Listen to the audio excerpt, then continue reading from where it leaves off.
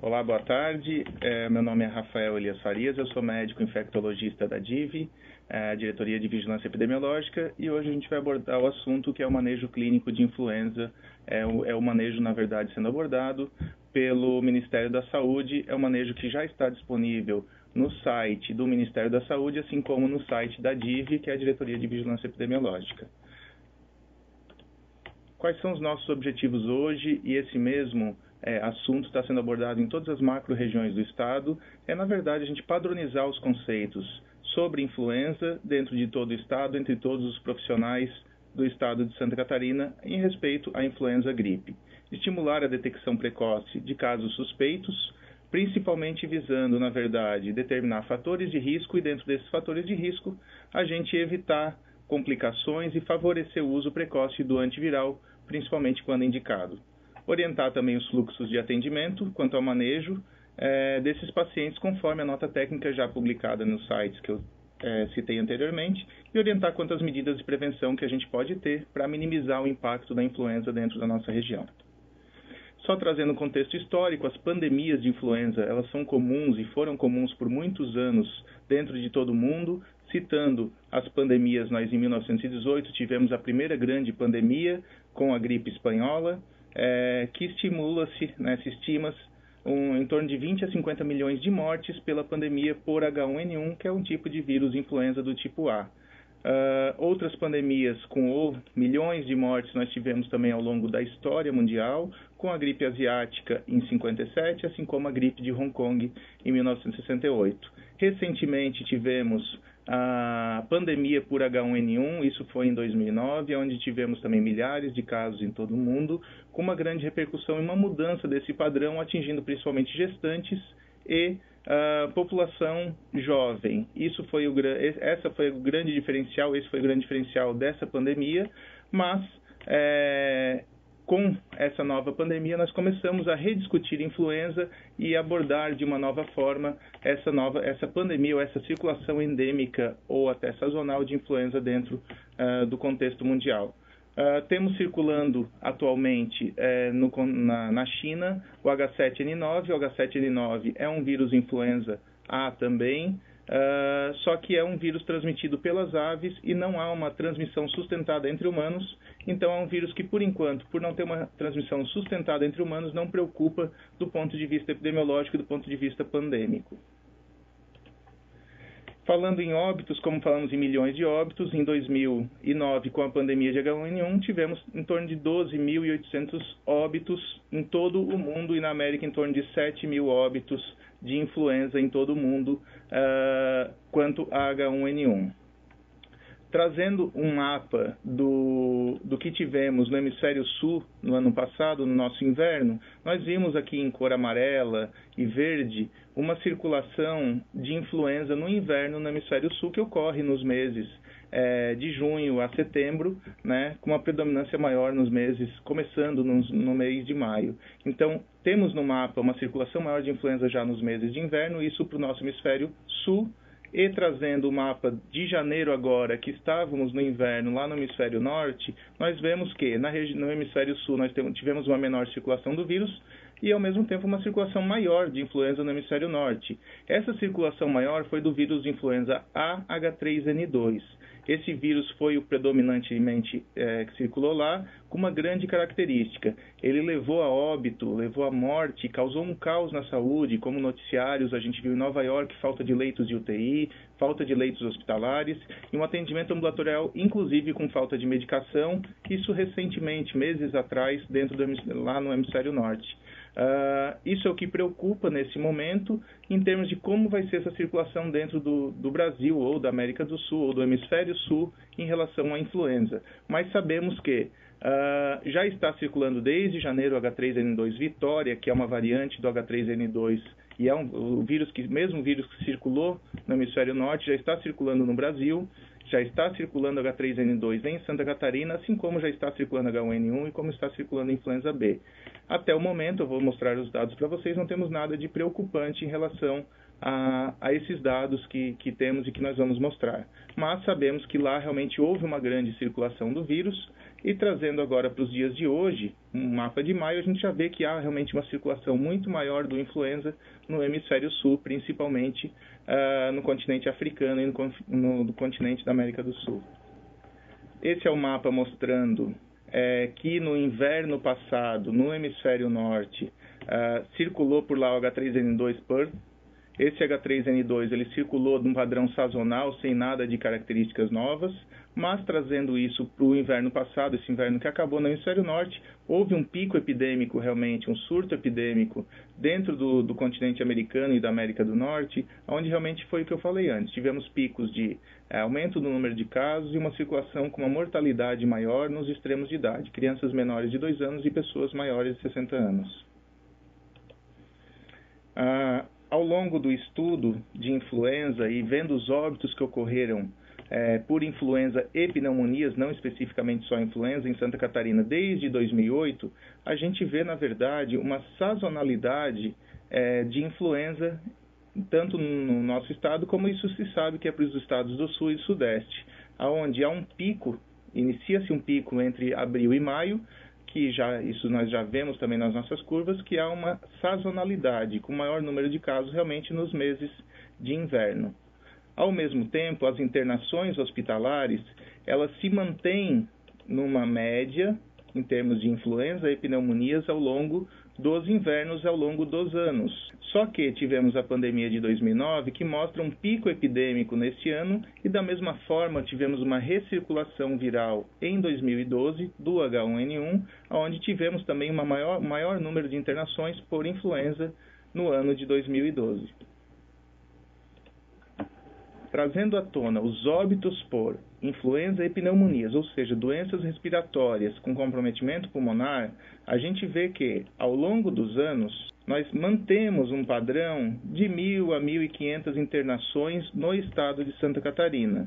Trazendo esses números para um contexto de notificação de síndrome respiratória aguda grave, nestes mesmos anos, 2009 a 2012, o slide aqui ficou desformatado, mas é de 2009 a 2012, nós vemos o quê? Que em 2009, com a pandemia, tivemos em torno de 7.600 casos e houve uma despreocupação por parte dos trabalhadores da saúde em termos de notificação para a vigilância epidemiológica dos casos de síndrome respiratória aguda grave.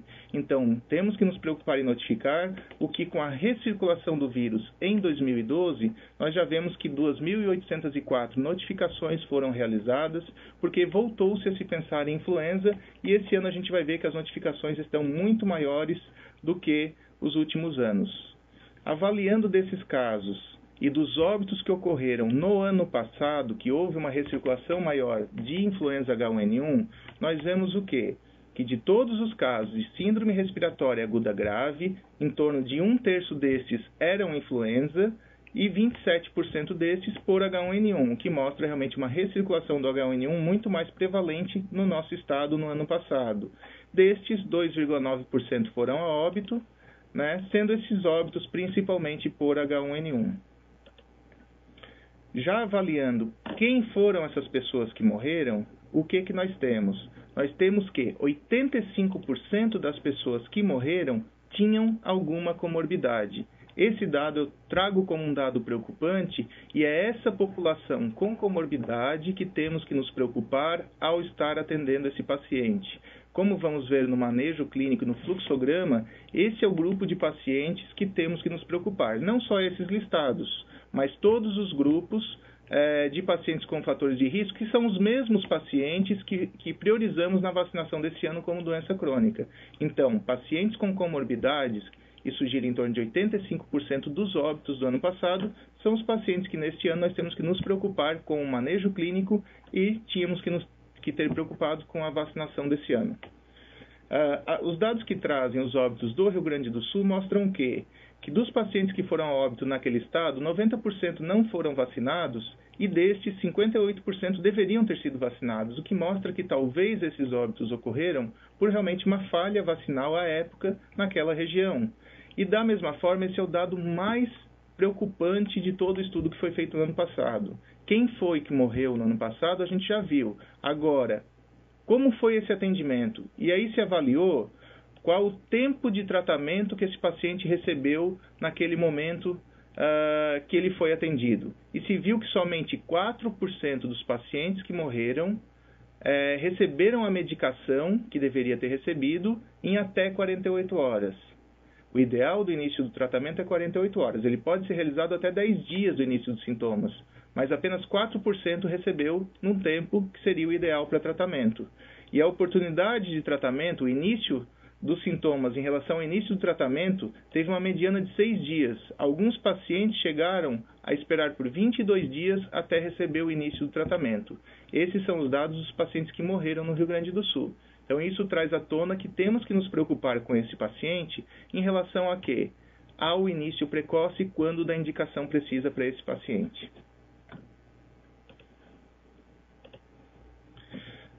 E aqui desse estudo saiu o quê? Quanto desses pacientes que evoluíram a óbito, qual é o meu risco se eu iniciar atentamente o tratamento no tempo correto e se eu retardar esse tratamento? Se o tratamento for oportuno em até 48 horas, o risco é 8 vezes menor desse paciente evoluir a óbito do que o paciente que recebe esse medicamento tardiamente. Então, um paciente que não recebe a medicação em até 48 horas tem 8 vezes mais chance de morrer do que o que recebeu o medicamento em menos de 48 horas.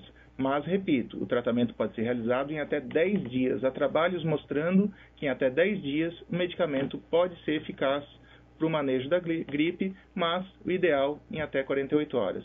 E o que já temos para este ano no estado de Santa Catarina? Nós vimos aqui que essa curva em vermelho, tá, são as notificações por semana epidemiológica do nosso ano de 2013, e os outros gráficos, as outras curvas, mostram as nossas notificações de síndrome gripal nas nossas unidades sentinelas em relação aos outros anos de síndrome gripal. E nós vemos que, realmente, a nossa curva está se mantendo como esperado, como ocorreu ao longo de 2010, de 2011 e de 2012 nas unidades sentinelas.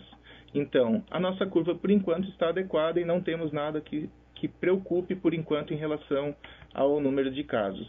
Este gráfico já é o gráfico que mostra síndrome respiratória aguda grave. O que nós temos? Como vimos lá, em 2011 nós tivemos uma subnotificação com essa curva em verde, onde isso não serve de parâmetro. Mas sabemos que no ano passado o H1N1 recirculou, como eu mostrei anteriormente. Nós tivemos essa curva com um pico epidêmico, realmente com as semanas epidemiológicas, onde agora se inicia essa curva, mas os dados que temos atualmente mostram que parece que essa curva está estabilizando em relação ao número de casos esse ano. Daqui a 2, 3 semanas a gente já vai poder saber a tendência dessa circulação. Sabemos que o vírus está circulando, mas qual a tendência ainda não temos. Mas já temos em 2013 590 casos notificados de síndrome respiratória aguda grave e tínhamos no ano passado 509 nessa semana epidemiológica. Da mesma forma, casos com influenza o ano passado já tínhamos 128 e nesse ano temos 43 até o momento. Claro que há um viés dessas últimas 2 semanas onde há dados ainda aguardando resposta laboratorial, mas sabemos que parece ter uma tendência de diminuição de casos em relação ao pico sazonal que tivemos no ano passado para esse ano. Então, por enquanto, os dados mostram que a gente não tem um estado de alerta ainda, e sim uma sazonalidade normal, que é o que a gente vê nesse gráfico, que o número de síndrome respiratória aguda grave está aumentando em termos de notificação, mas os casos por influenza estão aparecendo agora nas últimas semanas, que é esse gráfico em marrom. Então, temos maior notificação de síndrome respiratória aguda grave em cinza, e em marrom, aqui vermelho, o maior número de síndrome respiratória aguda grave por influenza. Em relação aos casos por idade, não há nenhuma particularidade em relação à idade até o momento. Então, há uma distribuição em todas as faixas etárias e há uma circulação também em todas as regiões do estado, onde até a última divulgação do dia 27 de maio, nós temos o quê? 43 casos de influenza notificados e confirmados dentro do estado, mas a gente vê que não há uma predominância específica de algum tipo viral. Nós temos influenza A H1N1, nós temos influenza A H3N2, e nós temos influenza B circulante. Em relação ao que já temos desde 2009, em relação ao que temos atualmente, algumas barreiras a gente fala que já foram superadas em relação à influenza. Por quê? consenso que eu estou mostrando e que eu vou mostrar adiante, ele foi elaborado por sociedades médicas de pediatria, de infectologia, pneumologia, medicina da família e comunidade, gineco-obstetrícia e Associação Médica Intensiva Brasileira, que é dos intensivistas. Então, as sociedades se reuniram junto com o Ministério da Saúde e elaboraram esse consenso. Então, as sociedades já estão bem articuladas em relação ao manejo de influenza, já conceituaram muito bem. O antiviral já está disponível em todo o país e o Ministério garantiu que esse abastecimento está garantido. E aqui a gente vê que há realmente evidências de grupo, há evidências científicas do benefício do antiviral e há evidências científicas das condições e fatores de risco. O laboratório já está sendo ampliado, a detecção do influenza que eu vou passar à frente, a gente vê que já há uma ampliação dessa característica e dessa rede informatizada, e há uma evidência de baixa resistência. Mas temos que superar algumas barreiras. Alguns ainda subestimam síndrome gripal, acham que gripe eu já trato há 10, 20, 30 anos e gripe é a mesma coisa, não tenho que mudar da minha conduta. Mas não, gripe hoje em dia, como diz aqui embaixo também, gripe tem tratamento e tem indicação para alguns pacientes. Assim como alguns associam o tratamento ao uso só se for H1N1. Isso é errado. Influenza, independente do tipo, se é A ou se é B, se é H1, se é H3, ele deve ser tratado com antiviral quando indicado. Há uma dificuldade médica e de equipes de enfermagem diferenciar resfriado de gripe. Resfriado é aquele quadro mais arrastado, começa com uma coriza, uma febrícula, um quadro que se arrasta por dias e depois vai melhorando também lentamente. Síndrome gripal não, é um quadro súbito, de início súbito, um quadro mais intenso que a gente vai ver adiante e que na verdade também se mantém com sintomas ao longo do tempo.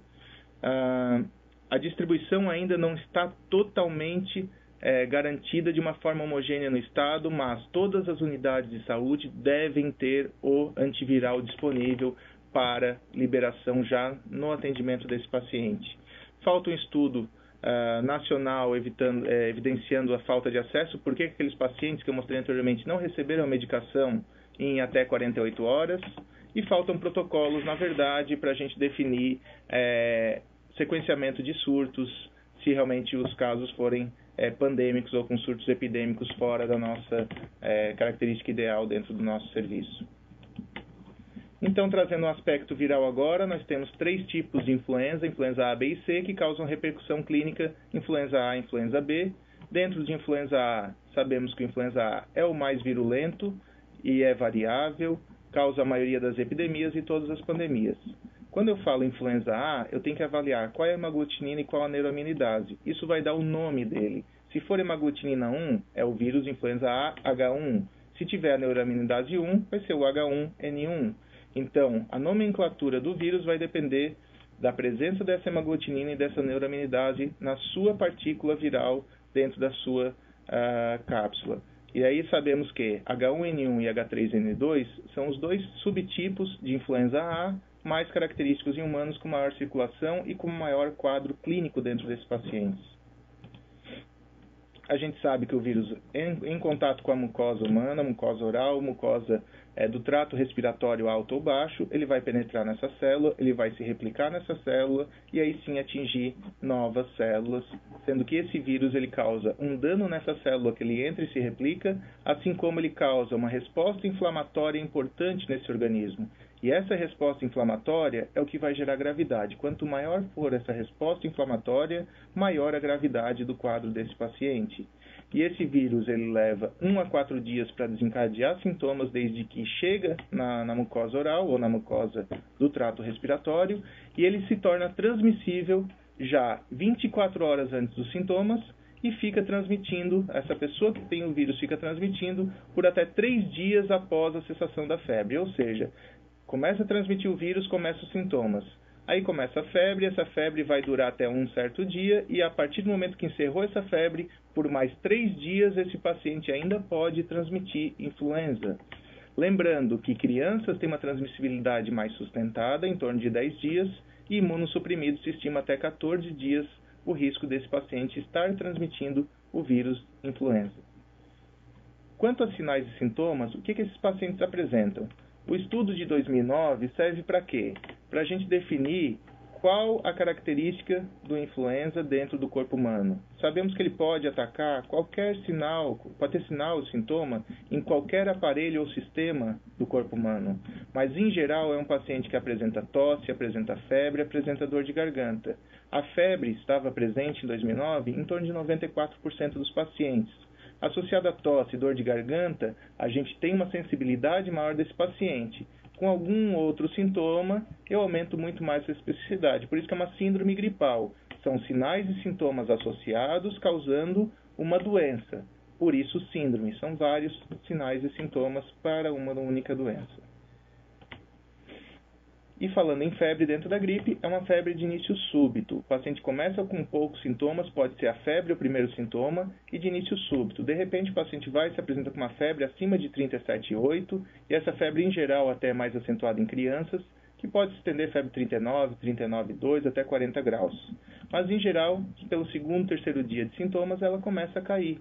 E ela começa a cair, normalmente, pelo sexto dia, o paciente já não tem mais febre, e é um paciente que começa com uma resolução melhor desses sintomas, mas outros sintomas gerais de um quadro gripal, que já sabemos quais são, os pacientes também podem apresentar, com a única lembrança que mal-estar, tosse e fadiga são sintomas que podem realmente perdurar por mais tempo, em torno de 1 a 2 semanas e no máximo até 6 semanas. É um paciente que às vezes fica convalescente por um tempo um pouco maior. E qual é a evolução esperada? Isso é o que sabemos, que gripe dura em torno de 7 dias, em geral, com alguns pacientes se estendendo com alguns sintomas de convalescência por um tempo um pouco maior. Esse, então, é o fluxograma proposto pelo Ministério da Saúde e é o que vamos abordar agora. Vocês devem estar olhando, mas na verdade a letra está pequena, mas a gente vai ampliar tudo isso. Mas só trazendo um contexto para vocês entenderem o fluxograma como um todo, aqui nós temos uma classificação de risco desse paciente e como devemos manejá-lo. Tá? Depois a gente vai entrar em item por item para saber como manejar esse paciente. Mas a gente tem primeiro uma definição de caso, a gente avalia se ele tem sinal de gravidade e dentro desse sinal de gravidade a gente vai avaliar o quê? Se ele fecha critérios para síndrome gripal ou síndrome respiratória aguda grave e como que eu vou manejar esse paciente. Se vai ser um manejo ambulatorial sem medicação, se vai ser um manejo ambulatorial com medicação, se esse paciente vai ficar internado ou se esse paciente vai para uma UTI. Esse é o fluxograma que a gente vai especificar a partir de agora. Então, trazendo agora o fluxograma em mais detalhes. Qual é a definição de caso de síndrome gripal? Síndrome gripal, a gente tem que pensar primeiro. Se eu tiver algum diagnóstico que eu já posso excluir síndrome gripal, ou seja, o paciente fechou um diagnóstico específico, eu esqueço síndrome gripal, mesmo que ele tenha os mesmos sinais e sintomas. Se eu ainda tenho dúvida no meu diagnóstico, eu vou pensar, além do que eu estou pensando, em síndrome gripal também. Como qualquer protocolo, esses dados, essa característica clínica vai trazer à tona o que? Para esses pacientes eu não posso deixar de pensar em síndrome gripal. Se eu tiver esses sinais e sintomas e eu não descartei outra doença, eu não posso descartar síndrome gripal para esse paciente. Então, por isso que ele traz, na ausência de outro diagnóstico específico, nós vamos considerar qual o paciente como síndrome gripal. O paciente vai ter uma febre, é uma febre de início súbito. Isso ele traz como necessário para a gente pensar sempre em síndrome gripal. Não quer dizer que paciente que não tenha febre eu não posso pensar em gripe. Aí vai do contexto médico, de avaliação clínica desse paciente para poder pensar se tiver outras características também influenza. Mas se o paciente tiver febre eu não posso deixar de pensar em síndrome gripal tendo também os outros sinais e sintomas. Então febre e tosse ou dor de garganta. Ele traz esses dois aspectos pensando o quê? Que o vírus entrou pela mucosa respiratória e está atingindo o trato respiratório alto ou trato respiratório baixo. Então eu tenho que ter febre e tosse ou dor de garganta e pelo menos um de 3 sinais e sintomas.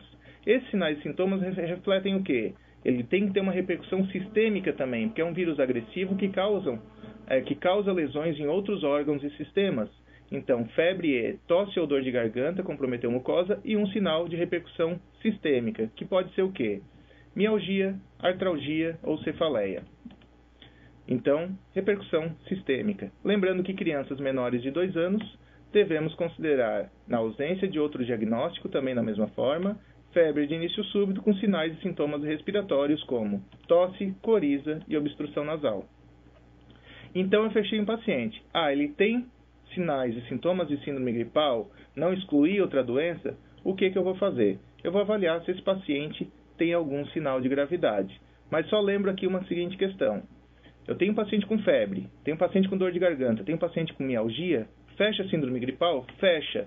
Mas se eu faço o exame clínico, ele tem placa na horoscopia, ele tem placas, eu vou pensar, ok, isso é uma amidalite e amidalite bacteriana, por quê? Gripe não causa placa na garganta. Então eu excluo, por isso que a gente coloca diagnóstico específico. Se é amidalite, esqueço síndrome gripal. Diferente de um paciente que pode até ter uma síndrome gripal e após alguns dias evoluir com um quadro respiratório de uma pneumonia bacteriana. Isso é uma complicação de um quadro gripal. Mas se eu já tenho na primeira avaliação um diagnóstico específico, eu esqueço toda essa abordagem de síndrome gripal.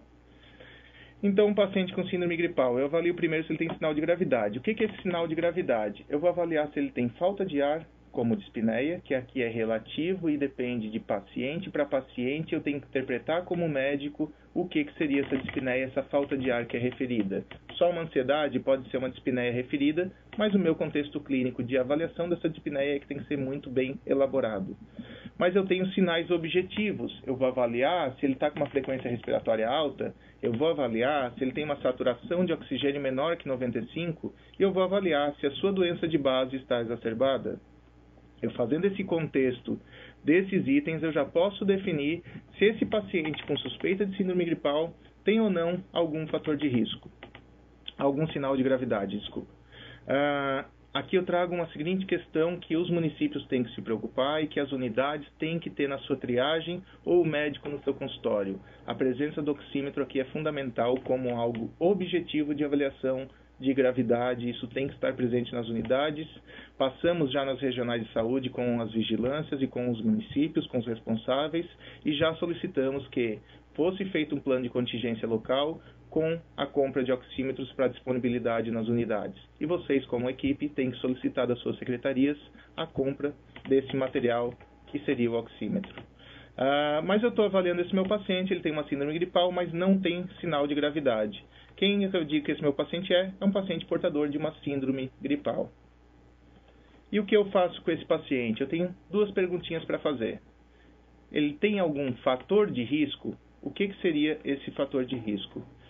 Ele entra naquele grupo de vacinação? Quem são esses pacientes? É uma gestante? Puérpera?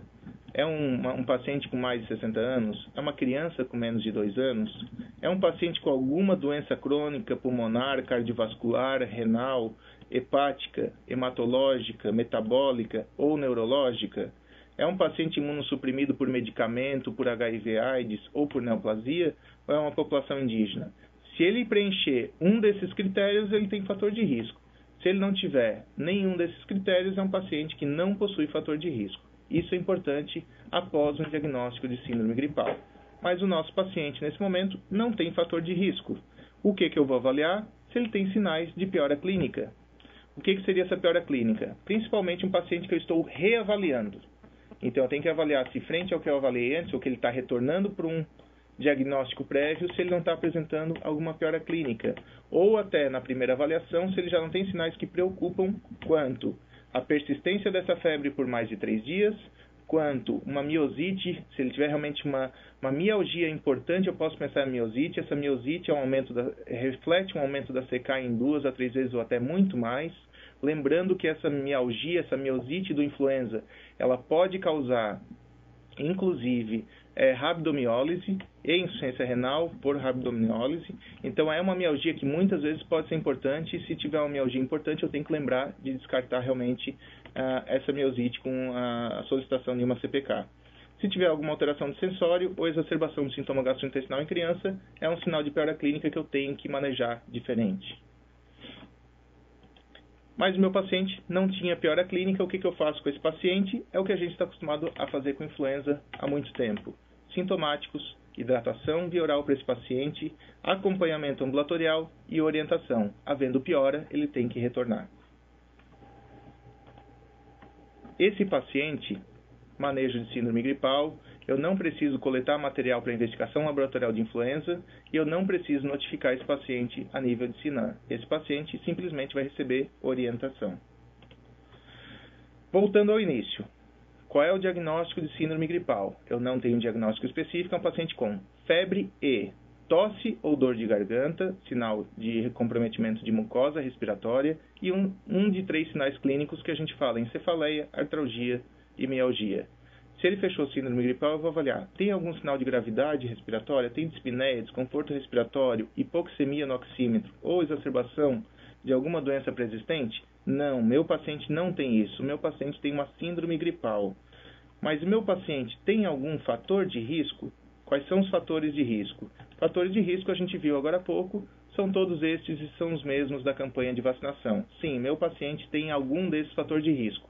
Pode ser um paciente com 22 anos, previamente e a essa síndrome gripal não tinha nenhuma comorbidade, mas tinha uma história de asma na infância. Ele já entra como fator de risco, eu já vou pensar diferente para esse paciente. Se é um idoso, automaticamente ele já tem um único fator de risco, ele já se enquadra agora como um paciente com fator de risco. Então, tendo qualquer um destes, realmente é um paciente com fator de risco, ou se ele tiver algum sinal de piora clínica, o que eu vou manejar para esse paciente? Tamiflu, ou seja, oseltamivir, para todos os pacientes. Eu tenho que usar o antiviral precocemente. Ao diagnóstico, ele já deve tomar a medicação automaticamente.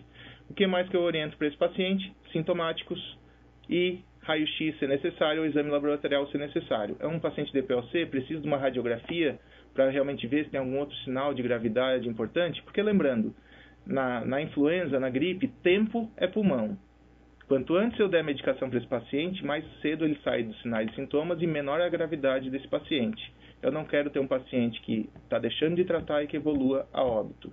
Então eu tenho que tratar ele precocemente. E vou pedir para ele manter uma hidratação, mas esse paciente, como não tinha sinal de gravidade, eu vou acompanhar ele ambulatorialmente e ele deve ser reavaliado. Se eu estou na emergência, encaminha para o posto para em até 2 dias, ou se antes tiver piora, ele retornar para a reavaliação. Mas aqui cabe o alerta. Todo paciente com fator de risco, com síndrome gripal, ele deve receber a medicação aonde ele estiver. Eu tenho que ter essa medicação, ele já deve sair com um tratamento completo, com a caixinha de Tamiflu, com 10 comprimidos, que vai ser o tempo total de tratamento. Lembrando, mesmo que eu medique esse paciente, eu não estou falando influenza A, não estou falando H1N1, não estou falando H3N2, não estou falando influenza B. Influenza, síndrome gripal, não importa o tipo, ele vai receber o Tamiflu se ele tiver fator de risco com síndrome gripal ou piora clínica. E eu não notifico esse paciente mesmo recebendo remédio, e eu não vou coletar material para saber se realmente é influenza. O que eu preciso é tratar ele empiricamente do ponto de vista sindrômico. Voltando ao nosso fluxograma, se ele tem síndrome gripal, mas agora eu tenho um paciente com algum sinal de gravidade, pode ser dispneia, pode ser hipoxemia ou até uma exacerbação da sua doença de base. O que eu faço com esse paciente? Eu vou chamar ele de um paciente com uma síndrome respiratória aguda grave. O que é síndrome respiratória aguda grave? É um paciente que tem a síndrome gripal com algum sinal de gravidade, ele merece um manejo especial. Independente de fatores de risco, ele é um paciente que precisa de um manejo adequado. Mas para esse paciente eu preciso dizer o seguinte, ele é um paciente que potencialmente é grave, mas ele é um paciente que precisa de UTI ou não. Indicações de UTI, indicações gerais, que são choque, disfunção de órgão vital, disfunção respiratória ou disfunção hemodinâmica. Qualquer uma delas, para qualquer doença, é uma indicação de UTI. Mas o meu paciente, não tendo uma disfunção de órgão-alvo, não tendo um critério de interação em UTI, ele vai receber sempre também o Tamiflu, vai receber antibiótico dentro do que eu estou pensando para ele, da necessidade dele de usar antibiótico, conforme minhas hipóteses diagnósticas, hidratação IV, exames radiográficos sempre, exames laboratoriais sempre, até para eu saber se ele tem alguma disfunção de órgão-alvo. Na internação, às vezes, o exame é que vai me trazer essa disfunção, e sempre um paciente que vai precisar internação hospitalar. Eu vou sempre também notificar e coletar exames desse paciente, porque ele está internado e ele tem uma síndrome respiratória aguda grave, internado, e eu estou tratando ele e eu preciso saber qual é o vírus circulante que está causando casos graves. A única diferença do paciente na UTI é que ele vai ser atendido em leito de cuidados intensivos, mas o manejo é todo o mesmo. Algumas considerações. Tanto oseltamivir e zanamivir, que são os 2 antivirais disponíveis, têm ação para influenza A e B. Por isso que eu digo, não importa eu saber se é H1N1 ou se é H3N2. O antiviral, ele é ele age para os dois tipos, AH1N1, AH3N2 e influenza B. Eu devo usar sempre, independente do diagnóstico laboratorial. Vai reduzir sintomas, principalmente imunossuprimidos. Ele é no receituário simples, não precisa ser receituário especial carbonado, mas ele não especial carbonado. O que a gente pede como orientação é que faça um receituário simples carbonado como antibiótico para efeitos de controle, mas ele é receituário simples e deverá ter em qualquer unidade de saúde. A dose, eu vou me ater aqui à dose do adulto, 75 mg de 12 em 12 horas por 5 dias.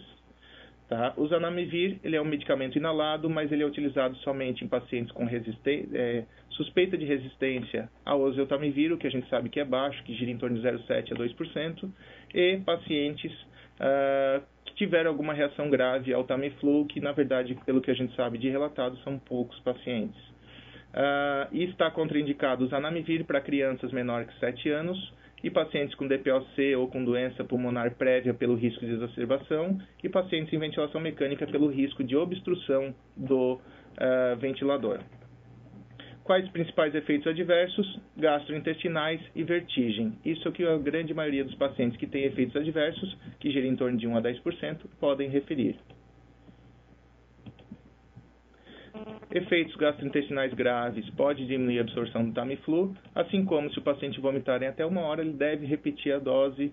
E lembrando que não há consenso pelo Ministério e pelas sociedades de estender o uso em casos graves ou de imunossuprimidos, ou assim como dobrar a dose. Não há consenso, mas pode haver uma melhora clínica desses pacientes nesses casos específicos, mas ainda não há consenso.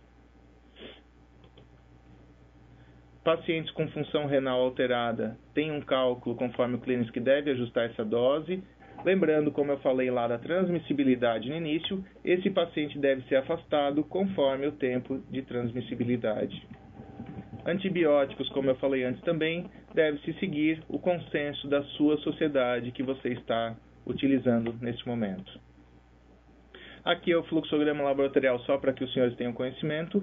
Então, a partir de uma coleta de um paciente internado com síndrome respiratória aguda grave, esse é o paciente que eu coleto o laboratório, com exceção das unidades sentinelas no estado que nós temos em Joinville e Florianópolis.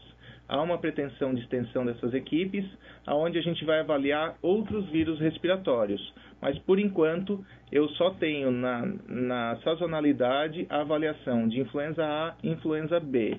Essa amostra chega extraída em 2 parcelas, onde a primeira uma vai avaliar a influenza A, outra avalia a influenza B. Se eu tiver influenza B positivo, resultado, paciente com influenza B. Se eu tiver influenza A positivo, ele vai para verificação de 2 subtipos, que é o influenza H1N1 pandêmico ou influenza H3, que vai ser, do ponto de vista clínico, o H3N2. Se um deles é positivo, amostra positiva para influenza H1N1 ou amostra positiva para influenza H3, que a repercussão clínica é H3N2. Se eu tenho influenza A positivo, B deu negativo, e eu não tenho nem H1N1 nem H3 positivo, ou seja, ele tem um A positivo e é negativo no H1 e no H3, ele vai para o laboratório de referência pesquisar H5, H7 e H9, porque eu posso ter esses subtipos também circulantes na nossa região. Nosso estado tem a produção de suínos e de aves, onde há uma replicação, uma mutação viral, e se mesmo assim no laboratório de referência do Brasil eu não chegar a uma conclusão, ele vai para o CDC americano. Quanto à prevenção, falamos até agora tratamento, como manejar esse paciente.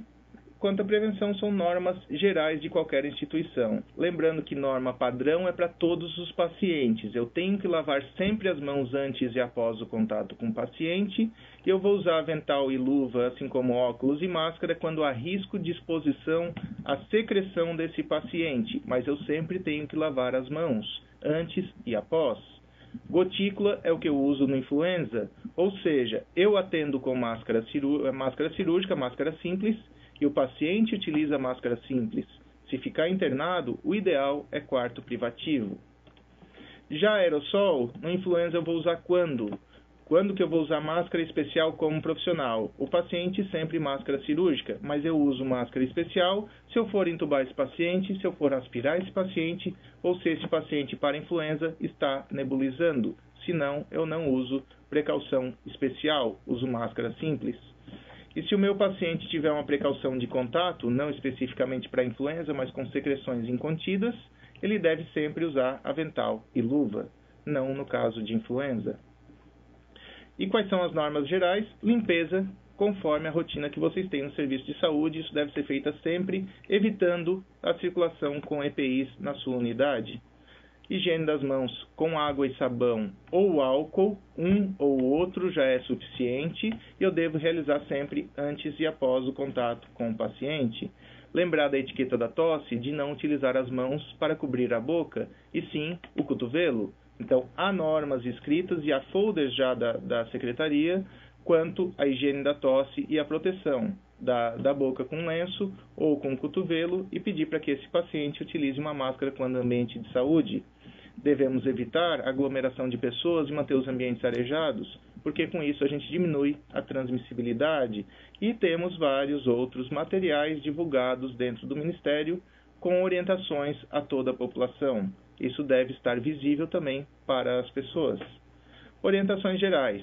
Evitar tocar, são orientações básicas. Orientar tocar mucosas, porque isso aumenta a transmissibilidade.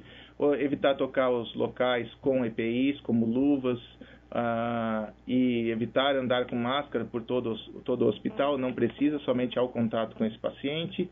Então, eu não preciso circular com EPIs na unidade.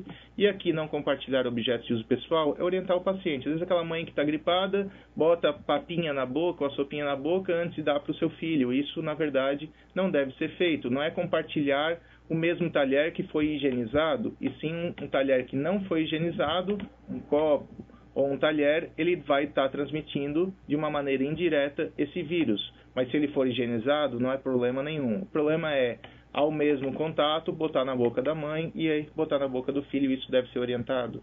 Evitar o contato com pessoas próximas com síndrome, com quadro gripal. Evitar sair de casa se estiver gripado. E uma dieta balanceada, isso é bom como questões de saúde. Vacina, já encerrou a campanha de vacinação. Se está estudando agora ampliação para algumas faixas etárias, a vacinação até 3 anos já está indicada e disponível na rede básica. Talvez se estenda isso até 4 anos, mas por enquanto ainda não está disponível no nosso estado. Mas há essa possibilidade conforme as sobras que ocorrerem dentro dos estabelecimentos do estado. Atingimos a meta esse ano acima de 80%, que é a meta preconizada pelo Ministério da Saúde, em todas as faixas, em todos os grupos prioritários que tivemos.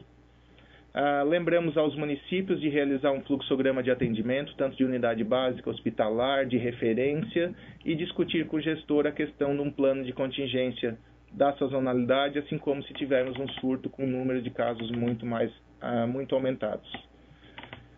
Quanto à quimioprofilaxia, é uma questão muito específica que vocês devem recorrer também à vigilância regional se tiver alguma dúvida, mas a gente sabe que ela é efetiva em 70% a 90% dos casos em uso. Ela é uma ferramenta adjuvante à vacinação e o uso indiscriminado não é recomendado, porque realmente pode gerar uma resistência, e ela não deve ser recomendada se passar mais de 48 horas desse tempo de exposição ao vírus. O que é quimioprofilaxia? É usar a medicação para proteger uma pessoa de ficar doente quando foi exposta. Eu tenho uma pessoa gripada e tenho uma pessoa que teve esse contato. Quando que essa pessoa, em contato com a pessoa gripada, deve receber remédio? Esses são os critérios que vamos ver agora. Quem deve receber, então, remédio como profilaxia contra a gripe? São pessoas que foram expostas em até 48 horas e que tenha risco elevado de complicações, tá? Que são os mesmos grupos prioritários também de vacinação. Se essa pessoa teve um contato até 48 horas e não foi vacinada, essa pessoa pode receber quimioprofilaxia se esse contato faz menos de 48 horas. Lembrando que a gente não vai fazer se essa pessoa for vacinada. Se eu considerar a pessoa vacinada e já faz 2 semanas da vacinação, eu considero essa pessoa sem necessidade de quimioprofilaxia. Lembrando que em crianças ela tem que receber 2 doses da vacina para eu considerar ela vacinada. Então, ela tem que ter tido, até hoje, 2 doses de vacina para considerar vacinada e ter 2 semanas desde a última dose para ela ser considerada vacinada. Pessoas com deficiência imunológica eu devo pensar que a vacina não me importa. Essa pessoa, se tiver o contato, eu posso fazer quimioprofilaxia se faz menos de 48 horas.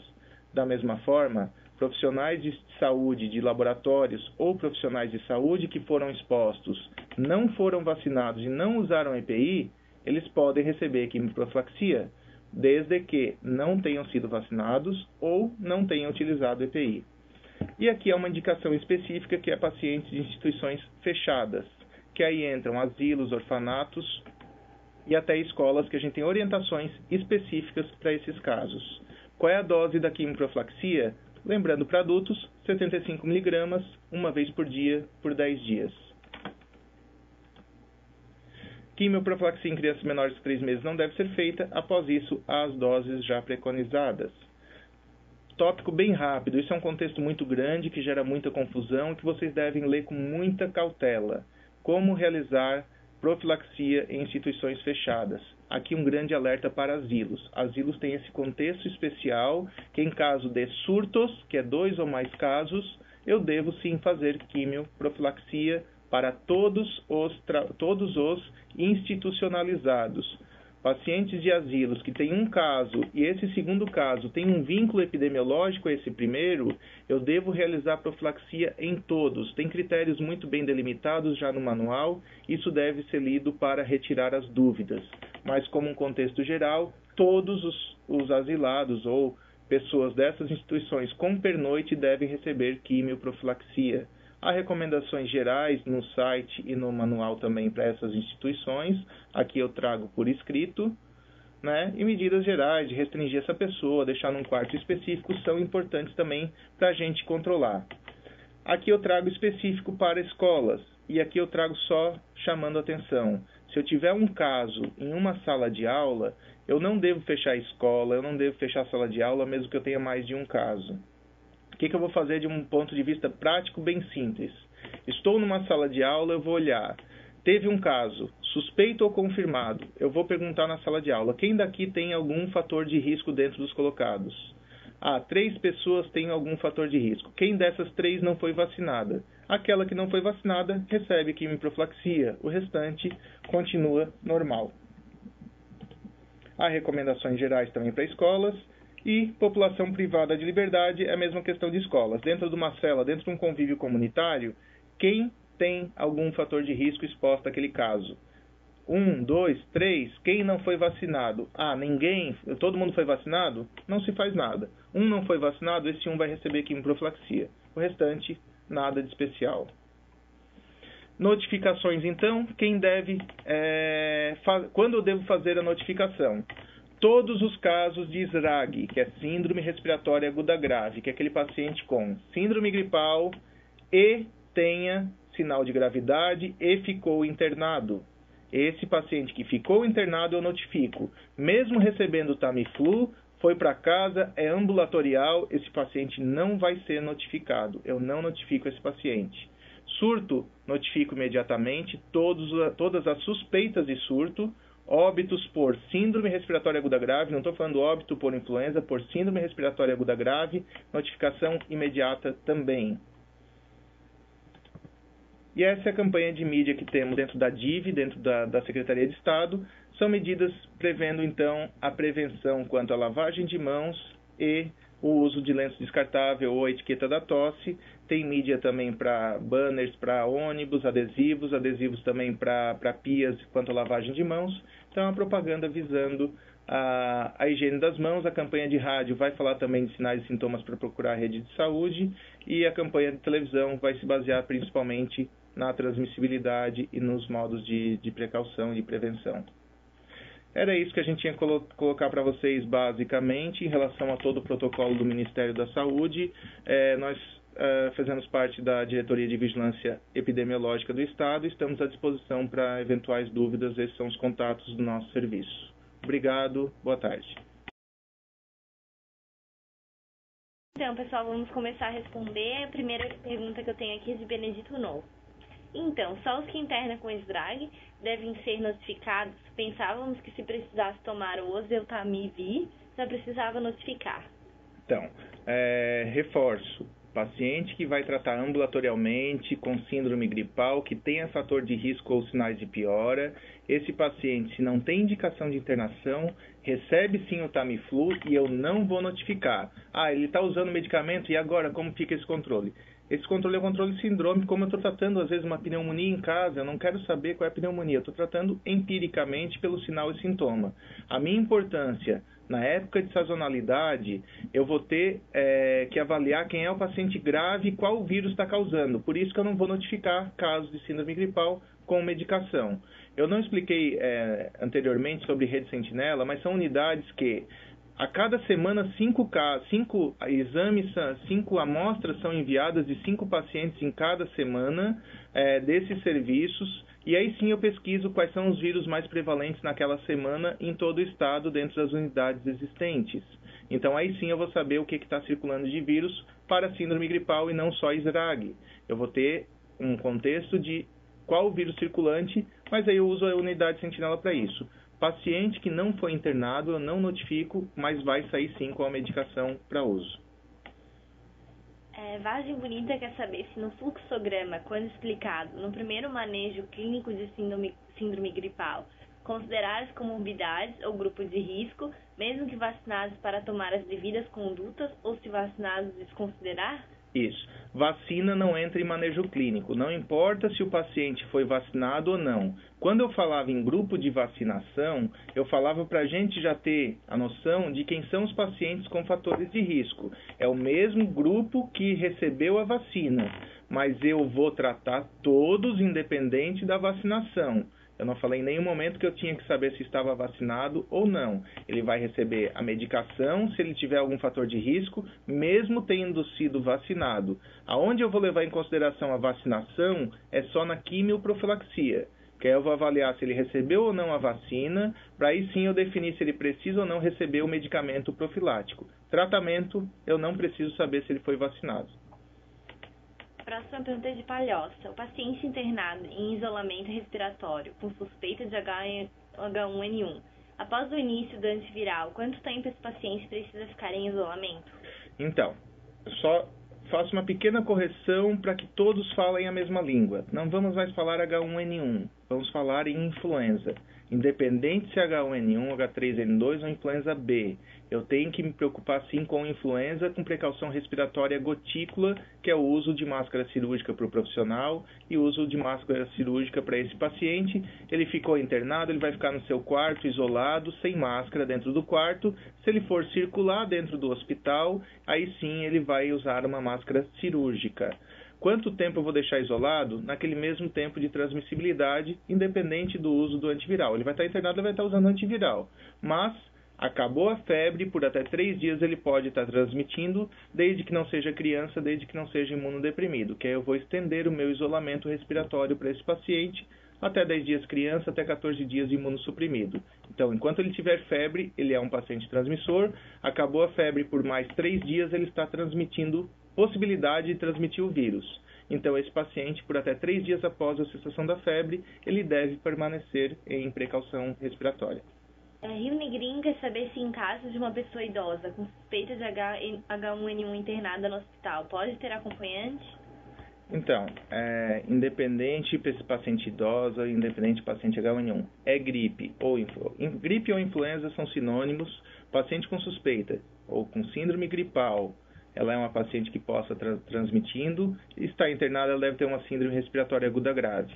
Quanto acompanhante, quanto mais acompanhante eu restringir, melhor dentro do contexto hospitalar, dentro do contexto de transmissibilidade. Pode ter, se for idosa que você está perguntando, é porque tem uma obrigatoriedade da liberação de idoso. O que a gente pede é assim, pode ter acompanhante? Pode, ele vai usar uma máscara cirúrgica simples como acompanhante e vai estar assumindo aquele risco de estar exposto àquele paciente. Como familiar ele tem essa possibilidade sim, inclusive a mãe quando for criança, ela vai ficar junto nesse contexto. O que a gente pode restringir como instituição é restringir a visita hospitalar a um número que cada serviço vai ter o seu, ou pode restringir somente acompanhantes, e cada serviço vai criar a sua rotina. O ideal é, quanto menos pessoas tiver o contato, menor o risco de transmissibilidade. Isso para influenza, gripe, precaução gotícula, independente do subtipo viral, se H1N1, H3N2 ou influenza B. A precaução é a mesma para qualquer tipo de gripe.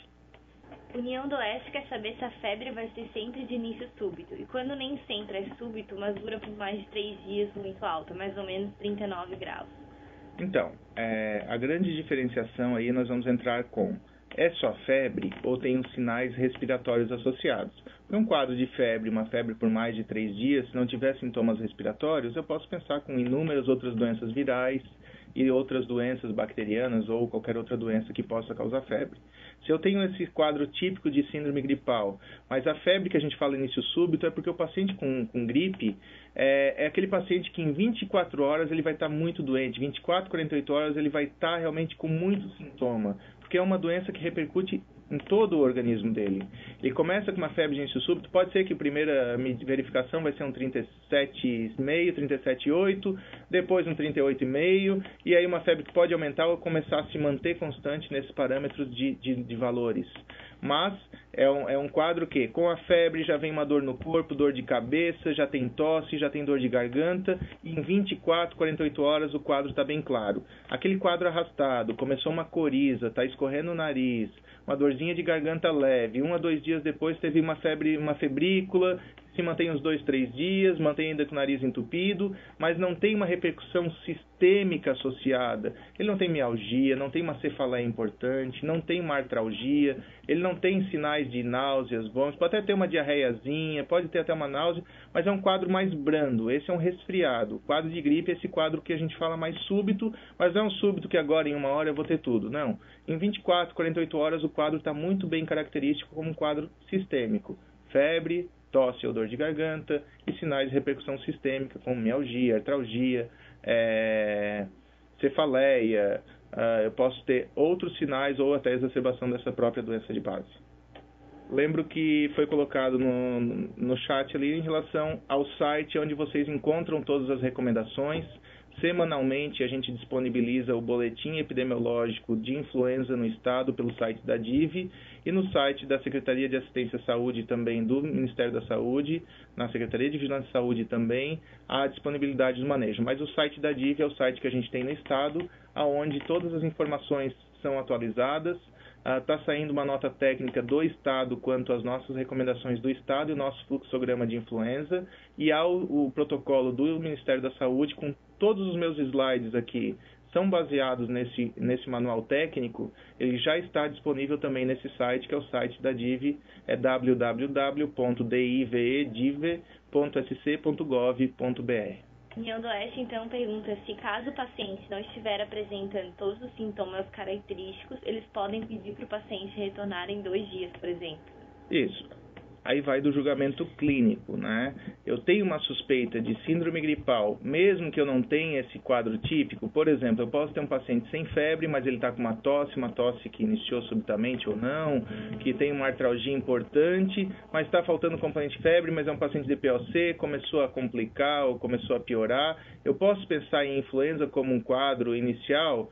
Não é 100% dos pacientes que vão ter febre. Da mesma forma, eu tenho uma febre súbita, tenho tosse, uma tosse importante. Mas cefaleia, mialgia, artralgia não tem, mas tem uma diarreia, tem uma náusea e vômito, é um paciente com comorbidade, eu posso pensar também em influenza. Aí depende do meu raciocínio de hipóteses diagnósticas. Se entre a minha hipótese diagnóstica eu tenho influenza dentro delas, mesmo não fechando critérios, eu posso pensar assim: o protocolo serve para aproximadamente 97%, 98% dos pacientes. Raras exceções vão ocorrer, mas se é um paciente com um quadro mais brando, é um paciente sem comorbidade, ou até um paciente com comorbidade, mas que não tem um quadro exuberante, eu posso sim orientar, deixar sintomáticos, não é um quadro típico de síndrome gripal, eu até posso orientar, começando febre, retorne ao pronto atendimento, ou à minha unidade de saúde. Olha, se começar sinais de gravidade, como falta de ar, notar que está cansado para respirar, está com uma respiração ofegante, está com uma respiração rápida, retorne o quanto antes para a unidade de saúde. Essas orientações não podem faltar. Se no meu julgamento clínico eu não estou pensando em influenza, eu não preciso tratar esse paciente e aí sim orientar como qualquer outro quadro viral. Eu tenho todas as outras doenças circulando nessa mesma época do ano, então nem tudo é influenza. Eu não posso também agora sair tirando só em relação à influenza, eu tenho que pensar no meu diagnóstico clínico. Não, meu diagnóstico clínico é outra doença viral que não respiratória, que não gripe. Então eu vou continuar com o meu segmento de investigação, de observação e de acompanhamento clínico dentro do meu julgamento como médico. Pessoal, não chegou mais nenhuma pergunta, então gostaria de agradecer a oportunidade. Estamos à disposição tanto na Diretoria de Vigilância Epidemiológica, quanto para eventuais e novos esclarecimentos em relação à influenza ou em outras patologias. Muito obrigado, estamos sempre à disposição.